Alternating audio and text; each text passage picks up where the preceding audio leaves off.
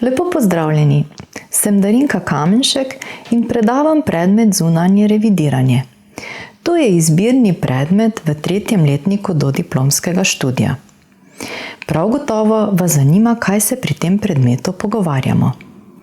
Predstavimo vse oblike zunanje revizije.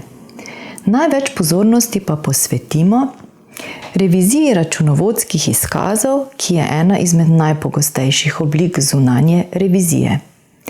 Zagotovo ste se v letnih poročilih že srečali z mnenjem revizorja in ugotovili, da ta na oko izgledajo vsa enaka v vseh poročilih. Razlikujejo se le v nekaterih detajlih, glede na to, ali je revizor izdal neprilagojeno mnenje, mnenje s pridržkom, odklonilno mnenje ali je mnenje zavrnil. Ključno je, kaj vse revizor mora narediti pred tem, da lahko izda takšno obliko poročila. Ravno na vsa ta vprašanja poskušamo odgovoriti pri mojem predmetu. Torej, kaj je osnovni cilj revizije, kako revizijo načrtuje, zakaj ga zanimajo določene stvari.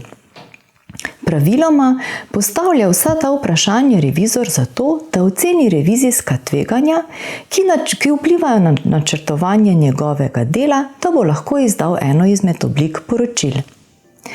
Če vas podrobneje zanima, kako poteka revizorjevo delo, kako načrtuje postopke, vas vabim, da se pridružite pri mojem predmetu.